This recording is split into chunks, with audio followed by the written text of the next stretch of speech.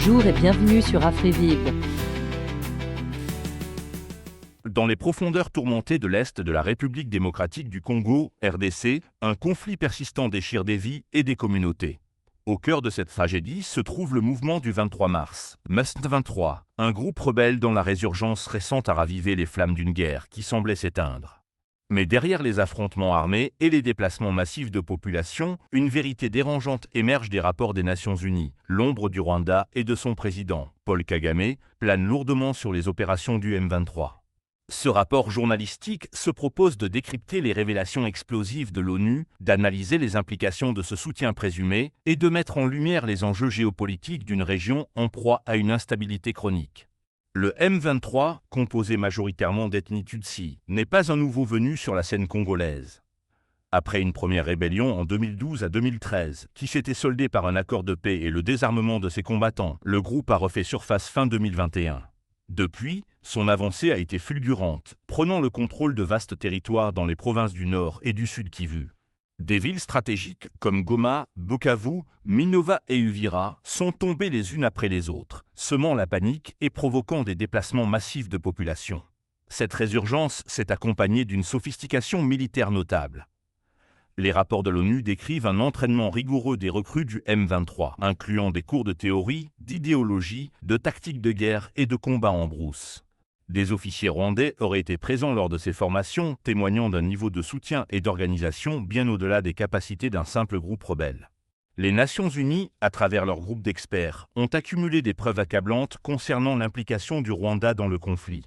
Le rapport de décembre 2024, S 2024-969, avait déjà mis en lumière des éléments troublants. Mais c'est le nouveau rapport de juillet 2025 qui a véritablement fait l'effet d'une bombe, confirmant le soutien critique du Rwanda au M23. Selon ce dernier rapport, le Rwanda exerce un contrôle de facto sur les opérations du M23, allant jusqu'à donner des instructions directes au groupe rebelle via son gouvernement et ses services de renseignement. Des estimations font état de la présence de 3 000 à 6 000 soldats rwandais directement impliqués dans les combats sur le sol congolais entre janvier et mai 2025. Ces troupes rwandaises, surnommées la Force Amie par les combattants du M23, auraient également hébergé des leaders de la coalition rebelle dans leur centre d'entraînement de Gabiro. Les preuves avancées par l'ONU sont multiples et détaillées, photographies authentifiées, images de drones, enregistrements vidéo, témoignages et renseignements. Elles révèlent l'utilisation par le M23 d'armes avancées telles que des roquettes de 122 mm et des missiles anti-chars israéliens, des équipements que l'on ne retrouve pas chez les autres groupes armés de la région. De plus, le rapport souligne l'utilisation de technologies de brouillage GPS par le M23 et l'armée rwandaise, entravant les opérations de l'armée congolaise et des forces de maintien de la paix. Au-delà des accusations de soutien militaire, les rapports de l'ONU mettent en lumière les motivations économiques et géopolitiques du Rwanda. La prise de contrôle de la ville minière de Rubaya par le M23 en mai 2025 est présentée comme une manœuvre stratégique visant à monopoliser le commerce lucratif du coltan, un minerai essentiel à la fabrication de téléphones portables et d'autres appareils électroniques. Le M23 collecterait ainsi au moins 800 000 $ par mois grâce à la taxation du coltan à Rubaya et 120 tonnes de ce minerai seraient acheminées vers le Rwanda toutes les 4 semaines. Des images satellites ont même révélé l'élargissement d'une route côté congolais pour faciliter le transport de camions lourds vers le Rwanda.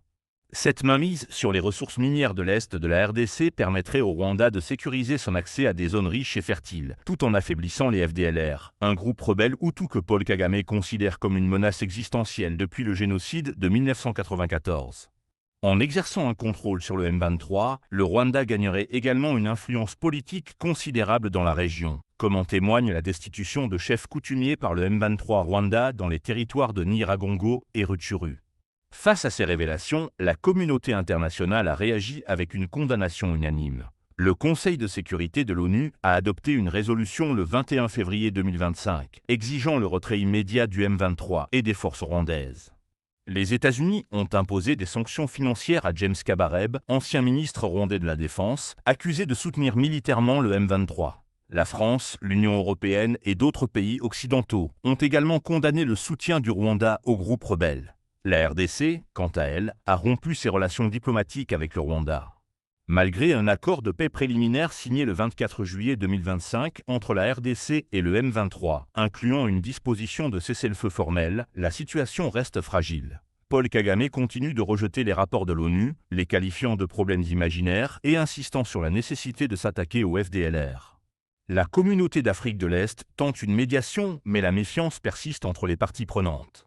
Le conflit dans l'Est de la RDC est un enchevêtrement complexe d'intérêts économiques, de tensions ethniques et de rivalités géopolitiques.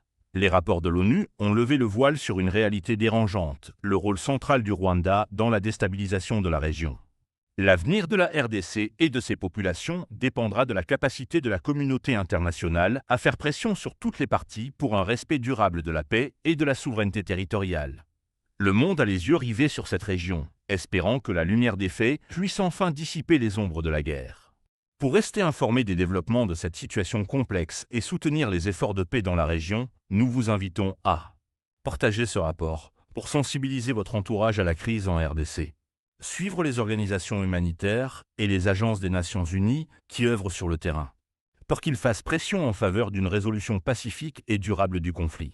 Votre engagement peut faire la différence. Restons vigilants et solidaires avec les populations de l'Est de la RDC.